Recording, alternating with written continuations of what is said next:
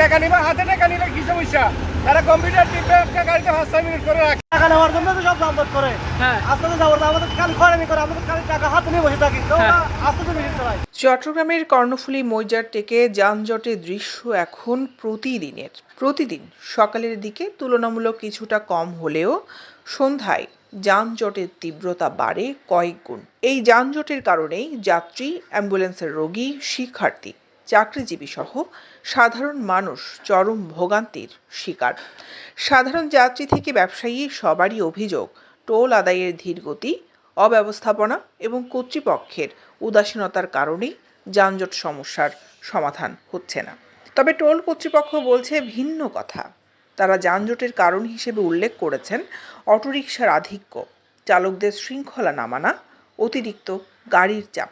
অনেক গাড়ির number plate ঢেকে রাখা হয়, বিভিন্ন পরিচয়ে টোল দিতে না চাওয়া, চালকরা টোল আদায়ে বড় টাকা দেওয়া, ছোট গাড়ি বেশি, সন্ধ্যা হলে কারখানার ছুটি।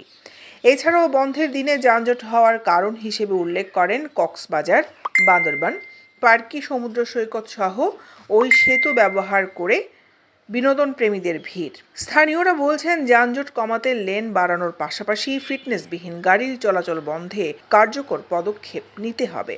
আইন শৃঙ্খলা পরিস্থিতির শৈথিল্যের কারণেই অটোরিকশার সংখ্যা দিন দিন বেড়ে যাচ্ছে।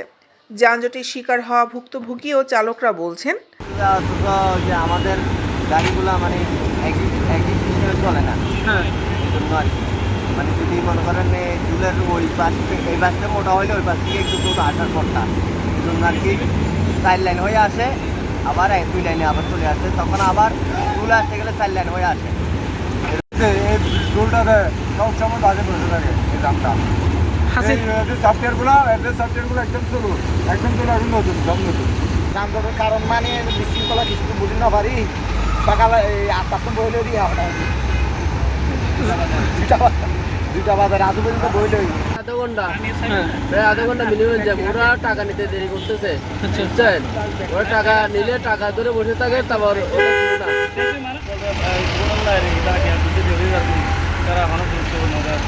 ওরা আগে ঠিক আছে, এখন তো টাকা নেওয়ার জন্য তো সব জামবত করে। হ্যাঁ, আস্তে যাবো না, আমাদের খালি খয়রানি করে, আমাদের খালি টাকা হাতে নিয়ে বসে থাকি। তো আস্তে মেশিন চালাই। লোক মানুষ কাম করছে, তাই টাকা নিতে সবসময় ঘুরতে টাকা নেই। মানুষের এখানে যারা চাকরি সবাই অদক্ষ।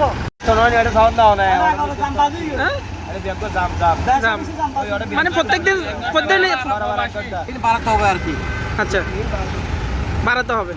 টাকা নিবা, হাতে টাকা নিলে কি সমস্যা? তারা কম্পিউটার টিপে একটা গাড়িতে 5-6 মিনিট করে রাখে। তাদের কম্পিউটার দিবার দরকার নাই, হাতে টাকা নিবা, গাড়ি চালিয়ে দিবা, বাস। মানুষ দিয়ে হারানো জামত টাকা নেও অনেক সময় আগে ছিল না, বুঝছেন? এরা ধীরে ধীরে টাকা নেয়, অবশ্য করে এরকম যা বাজে না, মানুষ কষ্ট দেয়। এটা আগে তো বুঝতাম না মানে এটা কেন হচ্ছে গ্রামটা। ওই আমার মনে হয় প্রশাসন একটু নজর দিতে ভালো হবে। 10 দিন ধরে নতুন ব্রিজে যাওয়া আসার পথে প্রতিদিনই হয় আধা ঘন্টা 1 ঘন্টার মধ্যে দাঁড়া থাকতে হয়। হইলে তো আর আমাদেরকে কেউ গতিপূরণ দিবে না। কালকেও 1.5 ঘন্টা দাঁড়াইছি যাওয়ার সময়, আজকেও ব্রিজের উপর থেকে শাহ আমানত সেতুর টোল প্লাজার ইজারাদার প্রতিষ্ঠান বাংলাদেশ ভারত যৌথ কোম্পানি সেলভ্যান জেবির প্রকল্প ব্যবস্থাপক সুমন ঘোষ বলেন, যারা কাজ করতেছে তাদের ভিডিওগুলো নেন, তারা কত দ্রুত গাড়ি পাস করতেছে, তারা কত দ্রুত কাজ করতেছে বা তারা কতক্ষণ এখানে রেস্ট নিতে পারতেছে সেটা আপনারাও দেখেন। এই এখন আধুনিক যুগে কম্পিউটারাইজ যুগে আমি যখন হাতে টাকা নিব তখন পরবর্তীতে তো আবার এই যারা এখন বলতেছে গাড়ি দ্রুত যাচ্ছে, গাড়ি স্লো যাচ্ছে, আমার অদক্ষ শ্রমিক তারাই তো পরে কমপ্লেন করবে যে এই টাকাগুলো আমি নিয়ে নিয়েছি। তখন সেটার কিভাবে আমি সত্যতা বা এই যাচাই করে ভিজিট করেন, এবং ভিজিট করার পরে ওনারা এটা থেকে যানজট নিরসনের জন্য 2টা করে লেন বাড়ানোর উদ্যোগ নিয়ে দেখেন। এই গাড়িটার নাম্বার অটোমেটিক আসছে, 3 সেকেন্ডও লাগে নাই। দেখেন এই যে গাড়িটা প্রাইভেট।